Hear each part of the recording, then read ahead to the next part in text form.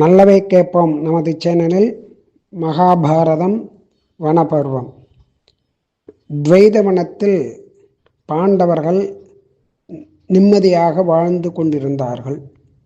அப்பொழுது ஒரு பிராமணன் அதை பார்த்துவிட்டு ஹஸ்தினாபுரம் சென்று திருதராஷ்டிரனிடத்தில் காட்டிலும் வெயிலிலும் கஷ்டப்படுகிற பாண்டவர்களை பற்றி கூறி அர்ஜுனன் தவம் செய்து அடைந்திருக்கக்கூடியதான அஸ்திரங்களை பற்றியும் கூறினான். துரியோதனன் பாண்டவர்கள் கஷ்டப்படுவதை பார்க்க வேண்டும் என்றான். உடனே சகுனி துவைதவனத்தில் வசிக்கும் இடையர்கள் நம்முடைய குடிமக்கள், அவர்களையும் பசுக்களையும் பார்வையிடுவது போல நாம் சென்று பார்க்கலாம் என்று ஒரு திட்டம் சொன்னான். திருதராஷ்டிரனும் அதற்கு அனுமதி அளித்து, பாண்டவர்கள் வாழும் இடத்திற்கு போகாதீர்கள், அது சண்டைக்கு காரணமாகிவிடும் என்று சொல்ல, அந்த பக்கம் போக மாட்டோம் என்று சொல்லி ஒரு பெரும் கூட்டமாக அந்த வனத்திற்கு சென்றார்கள். அங்கு ஒரு கூடாரம் அமைத்து அறுசுவை உணவுகளை எல்லாம் தயாரித்து நன்றாக உண்டு ஆடல் பாடல் என்று களியாட்டம் போட்டார்கள். அப்புறம் வனத்தில் ஒரு பெரிய தடாகம் இருந்தது. அது கந்தர்வ அரசனான சித்திரசேனன் அப்படிங்கிறதான அந்த அரசனுக்கு சொந்தமானது. துரியோதனன் அங்கே கூடாரத்தை அமைக்க சொன்னவுடன் கந்தர்வர்கள் தடுத்தனர், சண்டைக்கு ஆரம்பித்தனர். சித்திரசேனன் மாயா அஸ்திரங்களை எல்லாம் பிரயோகம் செய்து அவர்களை சிதறடித்தான். துரியோதனன் முதலியவர்களை சிறைப்பிடித்தினான். சிறைப்பிடித்து அடைத்து வைத்திருந்தான். உடனே மற்றவர்கள் பாண்டவரிடம் சென்று முறையிட்டார்கள். தர்மர் நம் குலத்தவர் சிறைப்பட்டிருக்கக்கூடாது, கஷ்டப்படக்கூடாது, அதனால் அதை நாம் வேடிக்கை பார்த்து கொண்டு இருக்கக்கூடாது என்று சொல்லி அவர்களிடம் துரியோதனனை விடுதலை செய் என்று சொல்லு என்று தம்பிகளை அனுப்பி வைத்தார். சித்திரசேனன் அர்ஜுனனுடன் தேவலோகத்தில் சிநேகிதமானவன், அதனால் இருவரும் நட்பாக இருந்தார்கள். உடனே அர்ஜுனன் கௌரவர்களை விடுவிக்கும்படி சொன்னான். அவனும் அவர்களை விடுவித்தான்.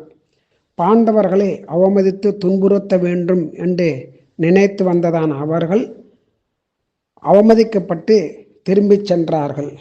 ஆனால் அவர்கள் திருந்தவில்லை. ஒரு நாள் துர்வாச முனிவர் 16,000 சிஷ்யர்களுடன் துரியோதனன் இருக்கும் இடத்திற்கு வந்தார். ரிஷியின் சாபத்திற்கு நாம் ஆளாகக்கூடாது என்று பயந்து அவரை நன்றாக உபசரித்து கவனித்து அதிதி பூஜை செய்து எல்லோரும் சந்தோஷப்படும்படியாக நன்றாக கவனித்து ஆகாரங்கள்லாம் கொடுத்து எல்லா பணிவிடைகளையும் செய்தான். அதனால் அவர் மிகவும் சந்தோஷப்பட்டு துரியோதனிடம் உனக்கு என்ன வர வேண்டும் கேள் என்று கேட்டார். ஒரு சின்ன சின்ன விஷயத்துக்கு கூட கடும் கோபம் கொண்டு சாபம் கொடுக்கக்கூடியதான அந்த முனிவர் இப்படி கேட்டவுடன் உடனே துரியோதனன் ஒரு சதித்திட்டம் தீட்டினான்.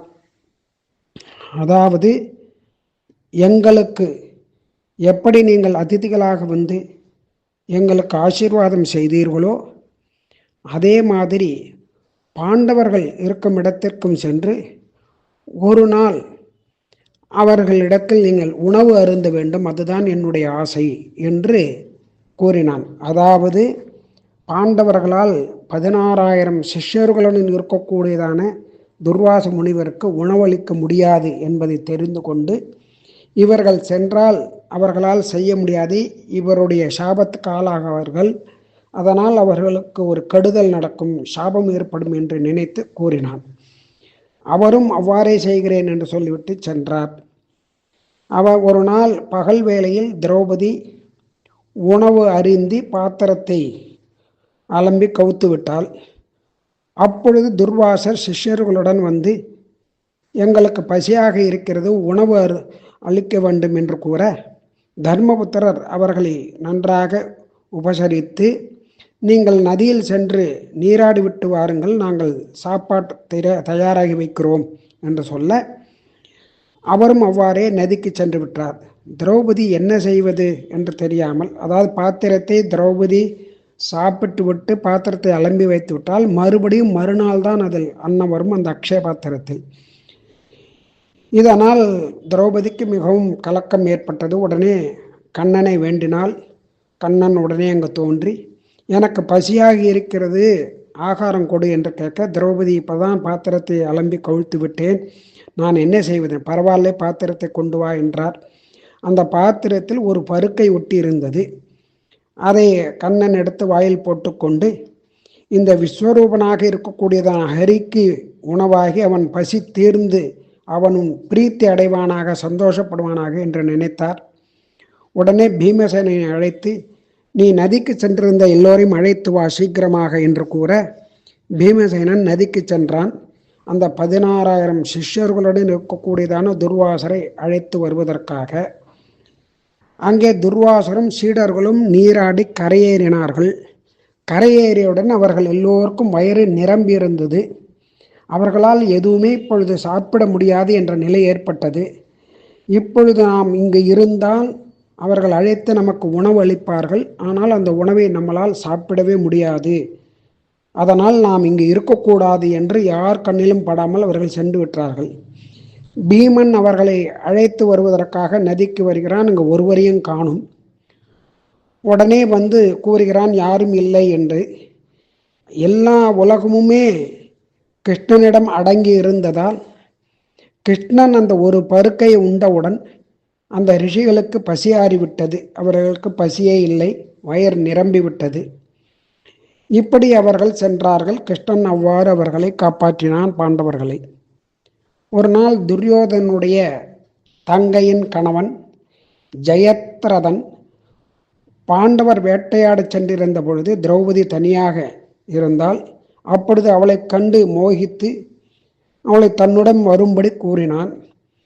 அவள் பல நல்ல வார்த்தைகளை சொல்லி உபதேசம் பண்ணி, நீ இப்படி செய்யக்கூடாது என்று கூற, அவன் பலவந்தமாக கையை பிடித்து இழுத்து தேரில் அமர்த்தி அழைத்து சென்றான். அங்கிருந்த ஒரு பணிப்பெண் பாண்டவர்கள் திரும்பி வந்ததும் அவர்களிடம் இதை கூற, உடனே அவர்கள் பின்தொடர்ந்து அந்த ஜெயத்ரதனை அடித்து, சண்டை போட்டு அடித்து அவனை இழுத்து வந்து அவனுக்கு மொட்டையை அடித்து அவமானப்படுத்தி அனுப்பினார்கள். தர்மரும் பல நல்ல உபதேசங்களை செய்து அனுப்பினார்.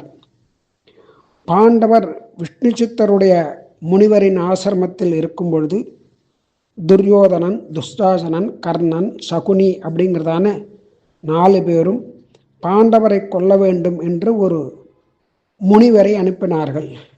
காளமா முனிவர் என்று அந்த முனிவருக்கு பெயர். அவரை அனுப்பினார்கள். அந்த துரியோதனன் அந்த காளமா முனிவரிடம் நீ அபிச்சார யாகம் பண்ண வேண்டும் என்று சொல்ல, அதாவது பாண்டவர்களை கொல்வதற்காக ஒரு அபிச்சார யாகத்தை பண்ண வேண்டும் என்று கூறினான். அவர் நடுங்கி இதெல்லாம் என்னால் செய்ய முடியாது என்று சொல்ல, இவர்கள் அவர் ரிஷி என்பதால் நன்றாக பிரார்த்தித்து நீங்கள் வணங்கி செய்து ஆக வேண்டும் என்று கூற பலவந்தப்படுத்த அவரும் அந்த ஹோமத்தை செய்தார். அக்னியை வளர்த்தார். அந்த ஹோமகுண்டத்திலிருந்து ஒரு பூதமானது தோன்றியது.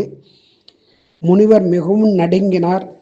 துரியோதனன் அந்த அபிச்சார வேள்வி செய்வதை அறிந்து யமதர்மராஜன் அந்த பாண்டவரை ஆபத்திலிருந்து காப்பாற்றுவதற்காக அவர்களை தப்பிச் செல்லுமாறு சென்றான். வனத்தில் ஒரு பிராமணன், அந்த பிராமணனுடைய குடில், அந்த குடிலின் மரத்தில் ஒரு தொங்கிக் கொண்டிருந்ததான ஒரு அரணிக்கட்டை, ஒரு மத்து, இது ரெண்டும் தொங்கிக் கொண்டிருந்தது. அதாவது பிராமணனுடைய குடில் வாசலில் இருக்கக்கூடியதான ஒரு மரத்தில். அங்கு ஒரு மான் வந்து உராயும் போது அதனுடைய கொம்பில் அந்த அரணைக்கட்டையும் மத்தும் மாட்டிக்கொண்டது. அது மிரண்டு காட்டுக்கு ஓடிவிட்டது. அவர் உடனே தர்மபுத்திரன் வந்து விஷயத்தை சொல்லி எனக்கு அதை மீட்டு கொடுங்கள் என்று சொல்ல, விரைவாக அந்த பாண்டவர்கள் அந்த மானை துரத்தி சென்றார்கள். ஆனால் அந்த மான் காட்டுக்குள் புகுந்து எங்கோ மறைந்து விட்டது. ஆலமரத்தடியில் அமர்ந்து தாகத்துக்கு தண்ணீர் கொண்டு வரும்படி தர்மர் நகுலனை கேட்க, நகுலன் அங்கே பக்கத்தில் இருக்கக்கூடியதான தடாகத்திற்கு சென்று நீர் அருந்துவதற்காக இறங்க, அப்பொழுது ஒரு அசரீரி, இது என்னுடைய தடாகம், நான் கேட்கும் கேள்விக்கு நீ பதில் சொன்னாதான் நீர் அருந்தலாம் என்று சொல்ல, நகுலன் அதை பொருட்படுத்தாமல் நீரை அருந்த உடனே அவன் மரணத்தை அடைந்தான். அவனைத் தொடர்ந்து சகாதேவன், பீமன், அர்ஜுனன் எல்லோரும் இவ்வாறாக மரித்தனர். 4 தம்பிகளையும் தேடிக்கொண்டு வந்ததான தர்மர் அந்த தடாக கரைக்கு வந்தார். அங்கு வந்து இவர்கள் மாண்டு கிடப்பதைக் கண்டு மிகவும் வருத்தமடைந்து மயங்கி அங்கே விழுந்தார். அதன் பிறகு என்ன நடந்தது என்பதை நாளை கேட்போம்.